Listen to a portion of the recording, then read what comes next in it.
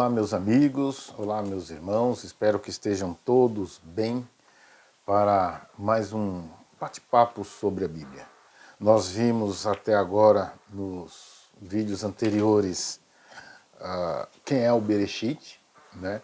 O que significava Bereshit, o que é a possibilidade de Bereshit ser a pessoa. Né? Nós vimos a criação, como Deus fez o paralelismo da criação, como importante foi a criação, porque Deus deixou tudo preparado para o homem, aí depois ele coloca o homem, a sua obra perfeita. Nós vimos também a criação da mulher, né? Ou a formação da mulher, como diz, que a gente percebeu nos estudos, em que a mulher é assim, foi a obra-prima da criação, a salvadora do homem.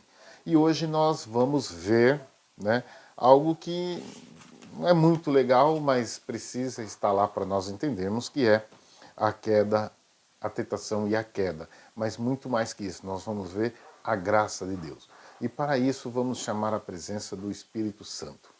Senhor, nós te agradecemos por mais esse estudo, esse bate-papo, esse estudo que nós faremos sobre a tua palavra. Pedimos o teu Espírito Santo para conduzir isso e abençoe as pessoas que estão vendo, as necessidades que elas têm. Por Jesus, amém. Só lembrando,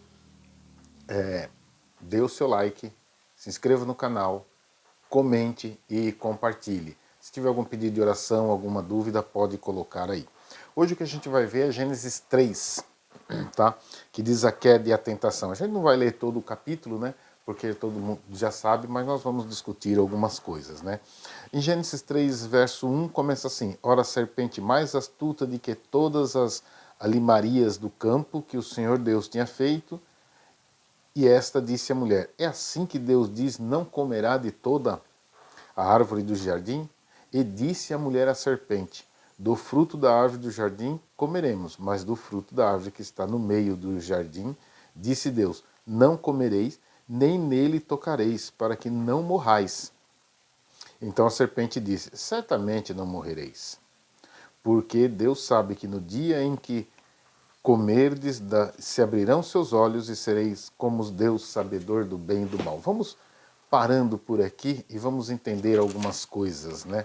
Às vezes a gente olha assim, pensa que que Eva foi pega de surpresa, oh, nossa, estava lá passeando, né? E de repente olhou aí, né, sozinha. Bem, vamos entender algumas coisas. Primeiro, havia já a orientação de Deus para que não se separassem. Havia já a orientação de Deus do que tinha acontecido no céu com a queda de Lúcifer e tudo que isso aí poderia trazer. Então, não foi surpresa quando a gente lê o livro História da Redenção e o livro Patriarcas e Profetas, dizem lá que eles estavam já orientados sobre isso. Uma orientação que Deus tinha dado: não se separem, tá? Não se separem. Quando a gente percebe aqui na Bíblia, é como se Eva estivesse lá andando a gente entende que Eva estava andando sozinha, passeando por lá, aí viu a árvore do conhecimento lá, que Deus disse não comereis. O interessante é que Deus falou assim, ó, você pode comer tudo, essa árvore não, tá? Essa árvore não. E quando a gente vê o diálogo, primeiro uma coisa, né? Ela está conversando com uma serpente, tá? E diz assim, olha o que a serpente faz: é assim que Deus disse, não comereis de toda a árvore do jardim. Vê só, ele não chega para Eva e fala assim, olha, coma, é legal, é bom, é gostoso, né? Olha como faz, ele faz uma pergunta e dentro dessa pergunta tem algo que está errado. Que ele diz assim, ó, Deus disse, não comereis de toda a árvore do jardim. Deus não disse isso. Deus disse que vocês poderiam comer de tudo, menos daquela árvore. Uma coisa que nós temos que perceber aqui: não entrar em diálogo com o inimigo. Não perder tempo com isso. Nós não temos essa função. Não é para isso que está. E às vezes a gente assiste alguns filmes que eles debatem, que eles lutam, eles ganham até de Satanás, do inimigo. Não entre em debate. Se Eva, quando ouviu a serpente falar, e ouviu assim, não comereis de toda a árvore do jardim, vira as costas e vai embora. Né? Aí ela teve um problema, que foi tentar defender a Deus. Né? Não, da árvore do jardim comeremos, mas do fruto da árvore que está no meio do jardim, não comereis nem tocareis, porque o dia que dela comer morrereis. Né? É interessante que Eva está dizendo assim, não foi isso que Deus falou, olha, você está errado, não foi isso que Deus falou. Não sabia. É claro que a gente sabe que aqui a serpente é Satanás que está, né, toma posse dela, mas sabia. Ele sabia disso. Entrou num diálogo, primeira coisa, não se entra num diálogo com o inimigo. Tá? Não entre num diálogo. Não dá para entrar. Não era a função deles. Eva devia ter ouvido isso, saído e ter ido embora.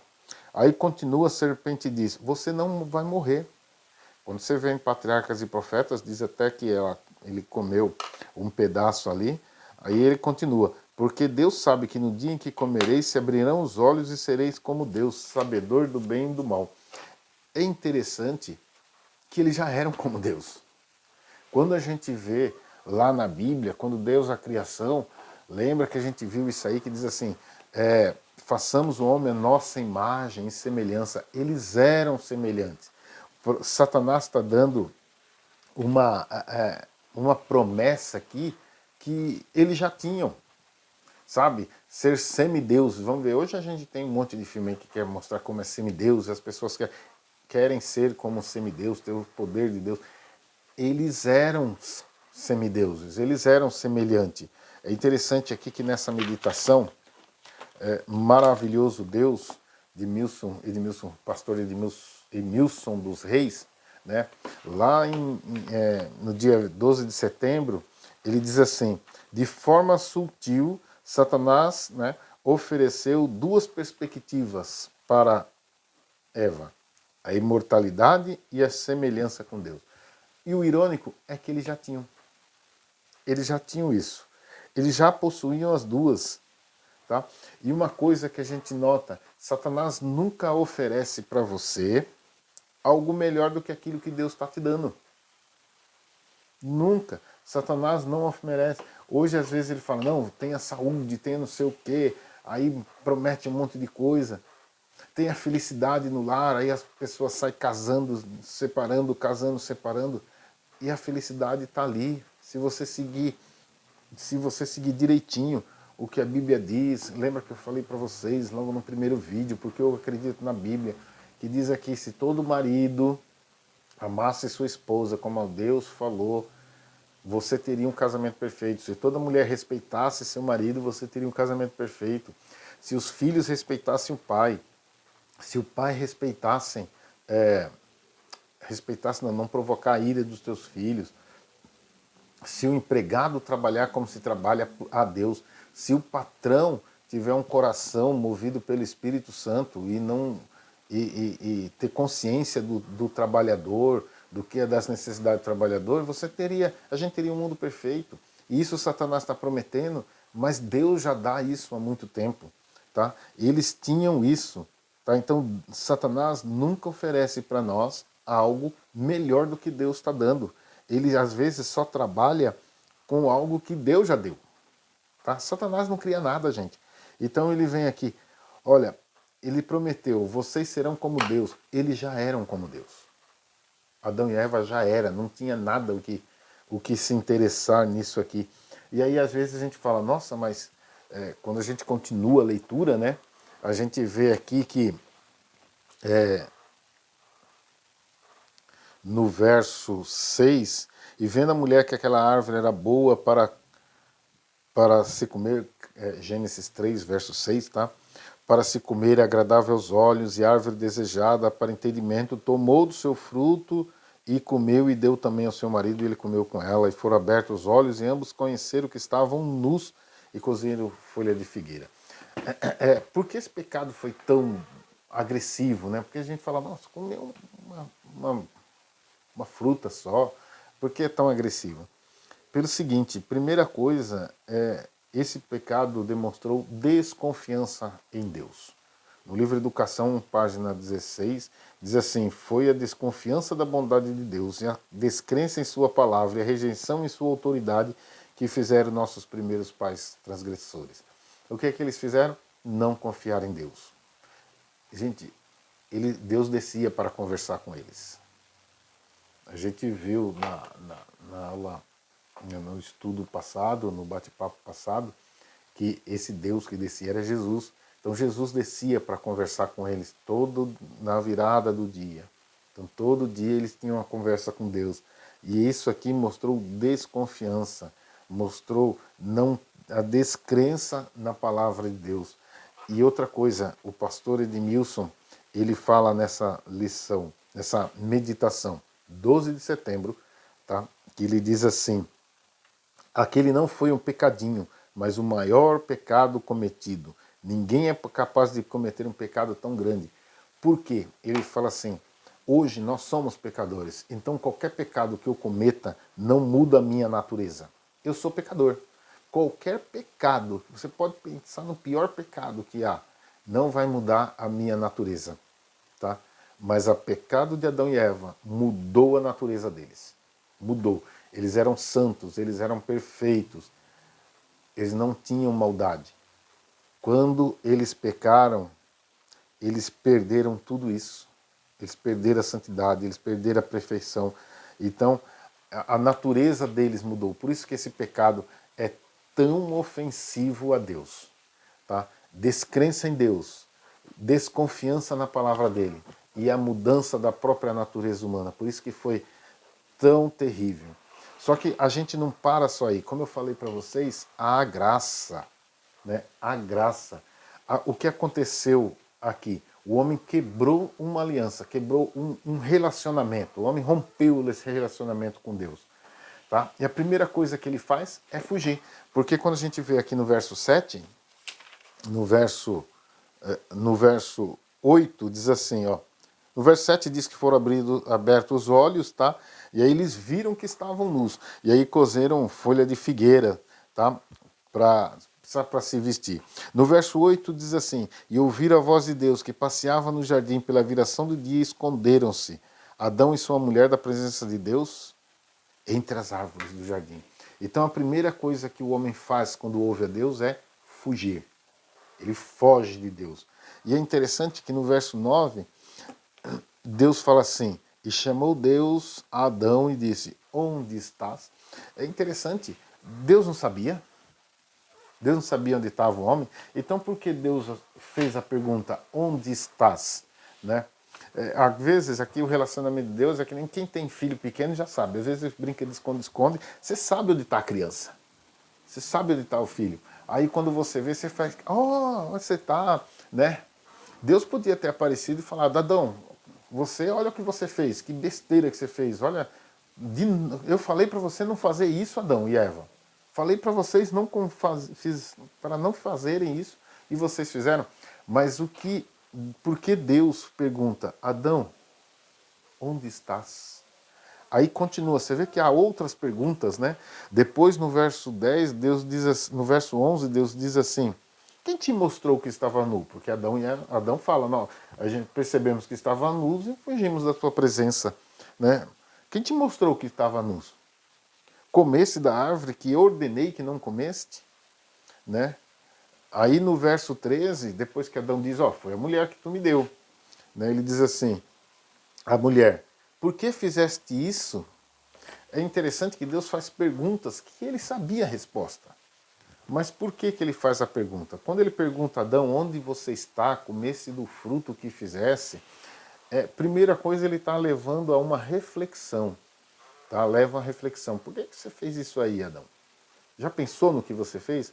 Mas a segunda coisa é uma característica que Deus tem de reatar o relacionamento. Quando você chama alguém para conversar, você está com algum problema e fala: vamos conversar. Sabe aquela DR que nós homens detestamos, mas precisamos fazer? Aí quando a mulher fala: vamos conversar, é porque ainda há chance de melhorar o relacionamento.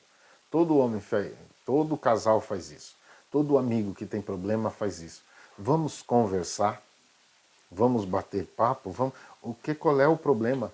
Deus faz isso também com Caim, que ele pergunta: onde está teu irmão? Quando Deus faz essas perguntas: onde está, o que você fez, que é isso que fizesse, onde está teu irmão? Essas perguntas não são para pensar no que a gente fez, mas também para reatar o relacionamento. Tá? Você não conversa com quem você não quer reatar o relacionamento. Tanto que quando a gente vai aqui no verso 14, olha o que diz aqui. Então o Senhor Deus disse à serpente, portanto fizesse isso, maldita é a terra. Deus não pergunta para a serpente. Deus não dialoga com a serpente. Não pergunta, por que você fez isso com Eva? Por que você deixou Satanás entrar? Até porque a serpente aqui representa Satanás, né? Ele não perguntou, por que você fez isso? Puxa, né? Não tinha mais como reatar o relacionamento entre Deus e Satanás. Então, não tinha o que falar, não tinha o que conversar. Então, quando Deus faz isso, essa atitude de Deus é uma busca de reatar relacionamento. Você vê a graça de Deus. Você quer ver? Isaías 1, 18 a 20. Isaías 1, 18 a 20. Olha o que diz aqui. Vinde, pois, e arrazoemos. Vinde, pois, e conversemos. Tá? Diz o Senhor, ainda que os vossos pecados sejam como a escarlata, eles se tornarão branco como a neve, ainda que sejam vermelho como o carmesim, se tornarão como a pura lã. Se quiseres e me ouvires, comereis do fruto dessa terra, mas se recusares e fordes rebeldes, serei devorados à espada, porque a boca do Senhor diz. Deus está dizendo assim, venha conversar. Eu tinha um amigo que ele falava assim, eu gosto dessa frase, porque Deus fala assim, vem conversar comigo. Você está com algum problema, você está com alguma dificuldade, você está sofrendo, vem conversar. Ele fala, vem conversar, e ele diz assim, se você me ouvir, você vai comer do fruto dessa terra. Deus, ele não é um tirano. Deus aceita conversar e ele vai me mostrar onde eu estou errado, onde eu preciso melhorar, onde você precisa melhorar. Então, enquanto há diálogo, enquanto há conversa, há chance de mudar a situação. Sim. Enquanto há diálogo, há chance de mudar a situação. Isso está provado até em Caim. Quando ele pergunta, Caim, onde está seu irmão? Caim falou, e eu tenho nada a ver com meu irmão, sou guardador do meu irmão? Se Caim tivesse respondido, se Caim tivesse falado, Senhor, eu pequei, eu matei o meu irmão, eu fiquei com inveja, eu fiquei bravo, tenho problemas com ele, Deus teria reatado o relacionamento dele com Caim. Então não há pecado, não existe pecado que Deus não possa reatar o relacionamento dele comigo, dele com você, de com qualquer pessoa. Por pior que seja o pecado, por mais agressivo que seja o pecado, não existe pecado que Deus não possa, com um diálogo com ele, reatar. Tá? A conversa, reatar o relacionamento com ele. Tá? Quando a gente... Isso é graça, gente. Isso é graça, mas a graça está mais ainda aqui. É quando a gente vê com a serpente não há diálogo. Com a serpente, ele já pronuncia um juízo. Com Adão e Eva, há diálogo. Com o ser humano, a gente pode pegar assim o Adão e Eva, representação nossa, comigo e com você, há diálogo. E aí, isso é graça. Aí as pessoas dizem, mas Deus amaldiçoou o homem, né? Deus, olha o que Deus fez depois disso. Amaldiçoou o homem mesmo? Vamos ver aqui. Continuando. Imagina se você é Adão, você ouviu assim, Deus fala assim, se você comer dessa árvore, você vai morrer. E aí Adão viu que Eva comeu. Aí ele, não querendo perder Eva, porque ele a amava muito, ele resolve comer. Então, Eva foi enganada, Adão não. Então, de quem é o pecado maior? Pensa aí. Eva foi enganada, Adão não. Aí Adão ouve o pronunciamento. Tá? Ele fala assim, nossa, pequei, agora vem o juiz. Aí Deus fala assim, Deus faz as perguntas para ele, no verso 14, disse Deus à serpente, porquanto fizeste isto, maldita será mais que todas as feras, e mais do que todos os animais do campo, sobre o teu ventre andarás e comerás o pó, todos os dias da tua vida. Olha só, pensa se você é Adão, você ouve assim, bem, eu vou morrer, aí você ouve Deus falando para a serpente, maldita é você. Aí fala, nossa, agora vai descer fogo do céu. Só que Deus fala assim, será será maldito mais do que todos os animais do campo, sobre o teu ventre andarás e comerás pós da terra todos os dias da tua vida. Aí fala, peraí, Deus amaldiçoou, mas não matou. Vamos lá. Aí ele coloca no verso 15, Adão está ouvindo, e porém inimizade entre ti e a mulher, entre a tua semente e a sua semente, este lhe ferirá a cabeça e tu lhe ferirás. Ele falou, opa, porém inimizade entre ti, está falando para a serpente, e a mulher se ferir entre a tua semente e a sua semente. Peraí. Então, a serpente vai ter a semente dela, vai continuar. E Eva também. Olha só, aí Adão fica pensando nisso aí, né? Peraí, então a serpente não vai morrer. E se a mulher vai ter serpente, vai ter semente, não vai morrer agora. Aí continua. E a mulher disse: multiplicarei grandemente a tua dor, a tua conceição. Com dor dará a luz e o teu desejo será para o teu marido e ele te dominará. E fala, opa, então vai sobrar tudo para mim. Porque a serpente ele não matou. Falou que vai vir semente. Eva ele não matou. Falou que virá semente. Eu pequei porque sabia, porque quis. Então vai sobrar tudo para mim. Quando chega Adão, olha aqui, ele disse: portanto, desse ouvido a voz da tua mulher e comesse da árvore que te ordenei, que não comerás dela, maldita é a terra por tua causa. Não há maldição para o ser humano, há maldição para Satanás, que é representado pela serpente, tá? Para Satanás e para a terra. Não há maldição para o homem. Não existe essa maldição para o homem. Então, olha só como Deus trabalhou com a graça de Deus, a graça para o ser humano. Aí fala, não, mas o homem não é amaldiçoado. Quando a gente vai em Mateus 25, 41. Ó, Mateus 25, 41. Só para a gente entender um pouco mais. Ó.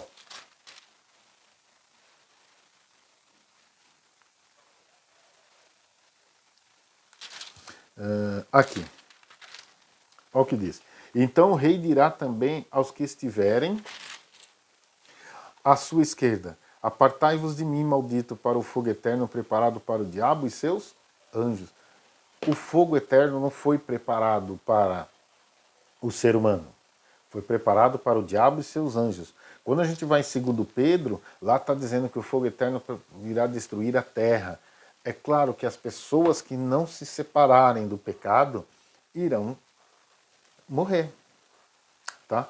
Irão com o pecado, não porque o fogo eterno não foi feito para eles, foi para Satanás e seus anjos. Aqui a gente tem a mesma representação. A maldição é para a serpente, que é a representação de Satanás. A maldição é para a terra, por conta do ser humano. Mas não é para o ser humano. Não existe maldição para o ser humano, não existe juízo. A destruição é para Satanás, seus anjos, a destruição é para a terra. E as pessoas que não largarem o pecado, que ficarem ao lado de Satanás, vão porque vão estar do lado dele. Tá? O interessante é que aqui, outra coisa que a gente percebe, é que a serpente, quando a gente vai no capítulo 3, verso 1, diz assim: a serpente mais astuta que todas as animalias. O comentário bíblico adventista diz que a palavra astuta é arum. Arum. Tá? Quando vai no verso 8, diz assim: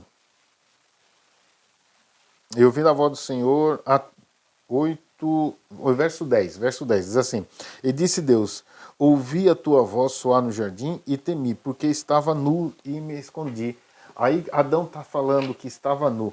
A palavra nu é arumim, em hebraico. O que quer dizer? Isso aqui é um jogo de palavras que a gente não tem em português, mas tem no hebraico, que está dizendo assim, que Satanás prometeu para Adão e Eva que eles seriam igual a Deus. Só que eles ficaram igual a serpente, igual a Satanás. Tá?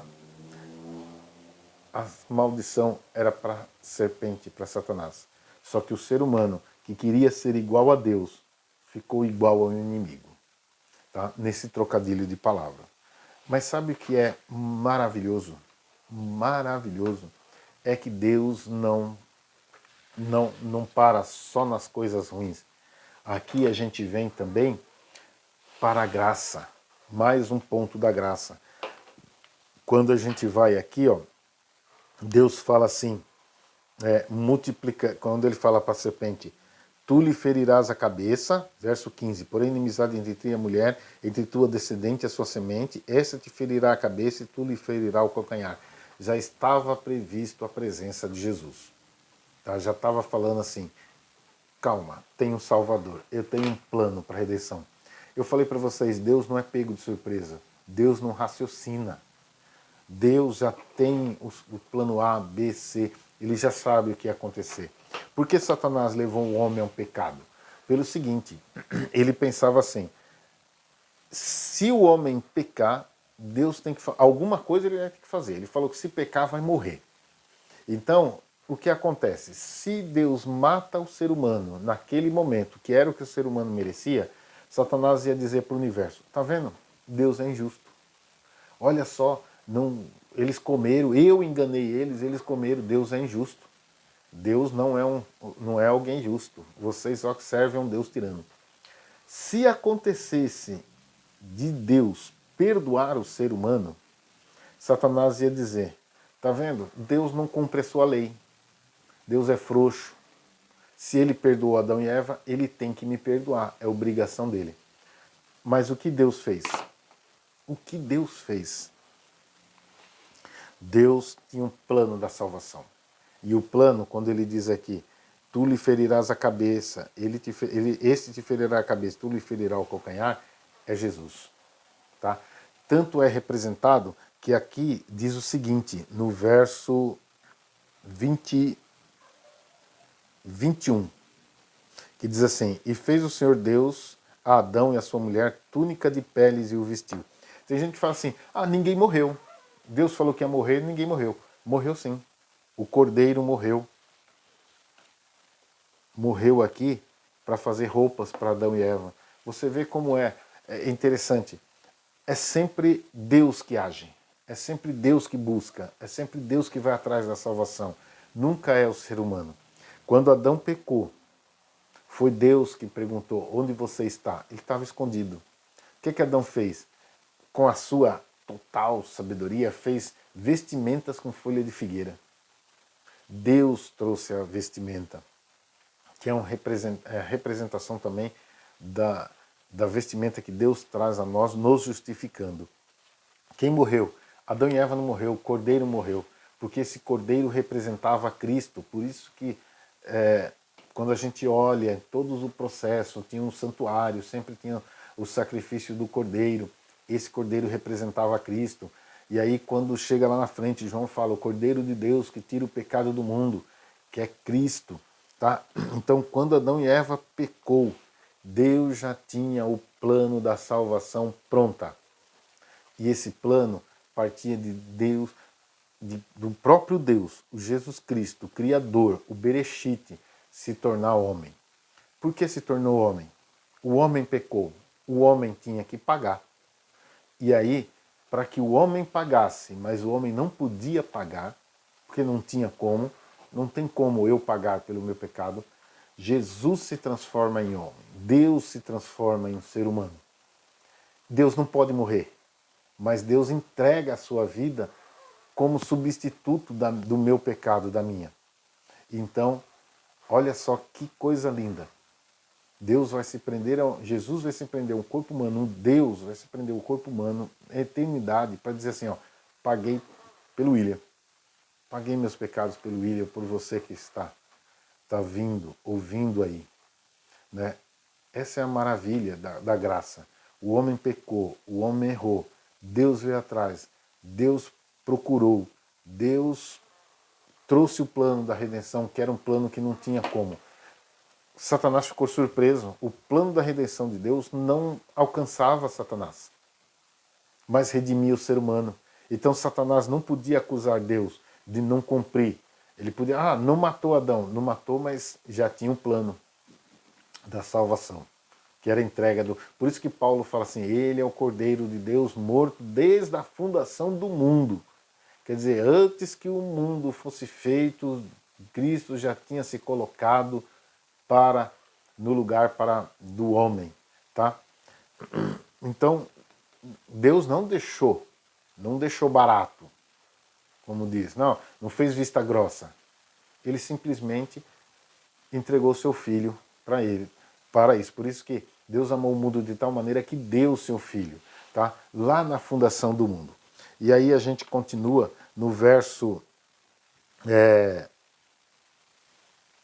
22, capítulo 3, verso 22, então disse o Senhor Deus, eis que o homem é como um de nós, sabendo o bem e o mal. Ora, para que não tenha a sua mão, não tome a sua mão, e tome também da árvore do fruto da vida e come e vive eternamente, Deus lançou eles fora do jardim.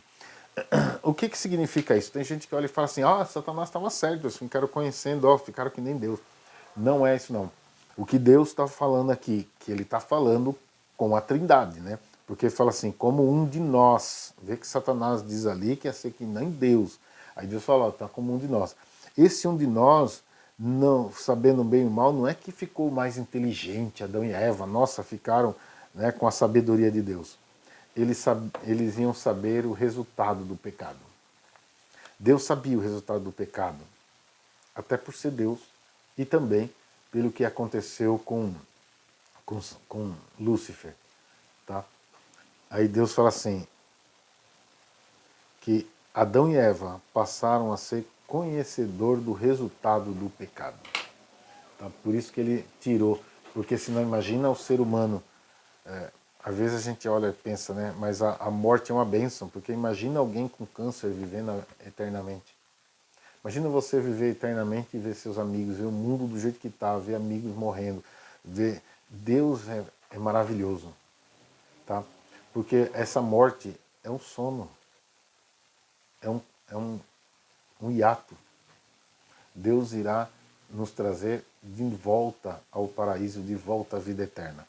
Então o que a gente vê, o homem pecou, mas a graça de Deus é muito maior. Não há maldição para o ser humano. Não há maldição para o ser humano.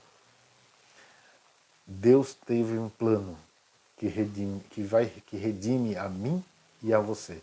E Ele espera de braços abertos para que nós possamos encontrá-lo mais uma vez no paraíso. Fique com Deus. Deus abençoe a todos. Até o próximo.